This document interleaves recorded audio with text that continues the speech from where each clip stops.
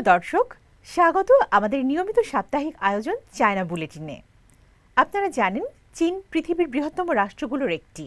চীনের রাজনৈতিক, সমাজতান্ত্রিক, প্রশাসনিক বা কূটনৈতিক ঘটনাবহুল খবরগুলো বন্ধুপ্রতিম দেশ বাংলাদেশের দর্শকদের সাথে ভাগ করে নিতেই চায়না মিডিয়া গ্রুপ সিএমজির এই বিশেষ আয়োজন। সঙ্গে আছি আমি তামান্না জেনিফার। শুরুতেই সংবাদের বিশেষ শিরোনাম। বাংলাদেশ বিমান বাহিনীর প্রশিক্ষণ বিমান বিধ্বস্তের ঘটনায় চীনের শোক বার্তা। দক্ষিণ চীন সাগর নিয়ে মার্কিন অভিযোগ প্রত্যাখ্যান করলেন জাতিসংঘে চীনের স্থায়ী প্রতিনিধি।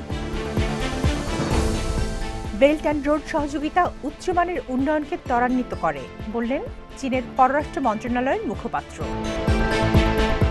কোভিড শনাক্তে বাংলাদেশকে 15,000-এরও বেশি কিট উপহার দিল চীন। বাংলাদেশ বিমান বাহিনীর প্রশিক্ষণ বিমান বিধ্বস্ত হয়ে সোমবার রাজধানীর একটি স্কুলে বহু প্রাণহানি ও হতাহতের ঘটনায় শোক প্রকাশ করেছেন চীনা পররাষ্ট্রমন্ত্রী ও চীনা কমিউনিস্ট পার্টির কেন্দ্রীয় কমিটির পলিট ব্যুরোর সদস্য ওয়াং ই। মঙ্গলবার বাংলাদেশের পররাষ্ট্র উপদেষ্টা মোহাম্মদ তৌহিদ হোসেনকে পাঠানো এক শোক বার্তায় তিনি নিহতদের পরিবারের প্রতি গভীর সমবেদনা জানান এবং আহতদের দ্রুত সুস্থতা কামনা করেন। উত্তরায় বিমান বাহিনীর যুদ্ধ বিমান বিধ্বস্তের ঘটনায় এখন পর্যন্ত মৃত্যু বেড়ে দাঁড়িয়েছে 31 জনে, আর আহতের সংখ্যা 165 জন। মঙ্গলবার দুপুরে আন্তঃবাহিনী জনসংযোগ পরিদপ্তর আইএসপিআর এর পাঠানো এক সংবাদ বিজ্ঞপ্তিতে এ তথ্য জানানো হয়েছে। দক্ষিণ চীন সাগর নিয়ে চীনের বিরুদ্ধে মার্কিন অভিযোগ প্রত্যাখ্যান করলেন জাতিসংঘে চীনের স্থায়ী প্রতিনিধি ফু ছোং। মঙ্গলবার নিরাপত্তা পরিষদের এক বৈঠকে চীনের বিরুদ্ধে মার্কিন প্রতিনিধির অভিযোগের জবাবে ফু বলেন, দক্ষিণ চীন সাগরের সমস্যা তৈরি, বিরোধের বীজ বপন এবং আঞ্চলিক আস্থা নষ্ট করছে যুক্তরাষ্ট্র। নানহাই চুতাও, যা দক্ষিণ চীন সাগর দ্বীপপুঞ্জ নামে পরিচিত এবং এর সংলগ্ন জলসীমার উপর চীনের অবিসংবাদিত সার্বভৌমত্ব রয়েছে, সেই সাথে সামুদ্রিক অধিকার ও স্বার্থের যথেষ্ট ঐতিহাসিক ও আইনগত ভিত্তি রয়েছে বলে উল্লেখ করেন ফু। তিনি যোগ করেন, দক্ষিণ চীন সাগরের উপর ঐতিহাসিক তথ্য এবং আন্তর্জাতিক আইনের প্রতি শ্রদ্ধার ভিত্তিতে সংলাপ এবং পরামর্শের মাধ্যমে মতপার্থক্যগুলি সঠিকভাবে সমাধান করার জন্য সংশ্লিষ্ট সকল দেশের সাথে ধারাবাহিকভাবে কাজ করে আসছে চীন।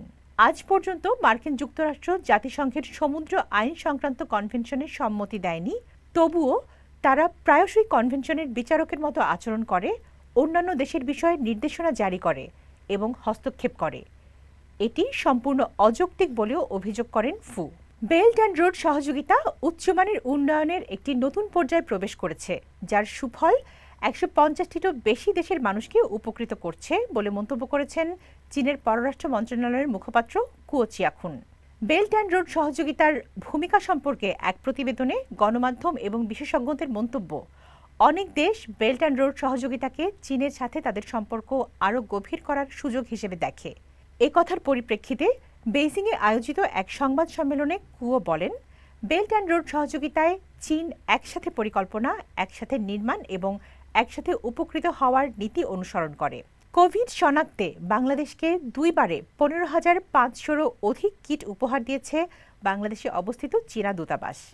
মঙ্গলবার স্বাস্থ্য ও পরিবার কল্যাণ মন্ত্রণালয়ে আয়োজিত এক অনুষ্ঠানে স্বাস্থ্য ও পরিবার কল্যাণ মন্ত্রণালয়ের সিডিসির line director professor doctor Mohammad Halimur রশিদের কাছে এ উপহার তুলে দেন চীনা দূতাবাসের কালচারাল কাউন্সিলর লি শাওফেং।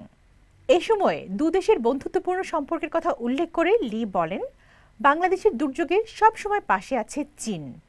অনুষ্ঠানে প্রশিক্ষণ বিমান দুর্ঘটনায় নিহতদের প্রতি গভীর শোক ও শ্রদ্ধা জ্ঞাপন করে আহতদের দ্রুত আরোগ্য কামনা করেন তিনি। এ সময় হালিমুর রশিদ বলেন, গেল মে মাস থেকেই করোনা ভাইরাসের প্রাদুর্ভাবে বাংলাদেশে কোভিড টেস্ট করার কিট পর্যাপ্ত ছিল না। চীনা দূতাবাস 15,500 কিট দিয়েছে। এই সহযোগিতা অব্যাহত থাকবে বলেও আশা প্রকাশ করেন তিনি। দর্শক, এই ছিল আমাদের এবারের আয়োজনে। আবারও দেখা হবে চীনের সমসাময়িক খবর নিয়ে আগামী সপ্তাহে একই দিন একই সময়ে। অনুষ্ঠানটি সামাজিক যোগাযোগ মাধ্যমে দেখতে ভিজিট করুন www.facebook.com/cmg বাংলা এবং ইউটিউব চ্যানেল সিএমজি বাংলা। দেখার আমন্ত্রণ। চাই চিয়েন।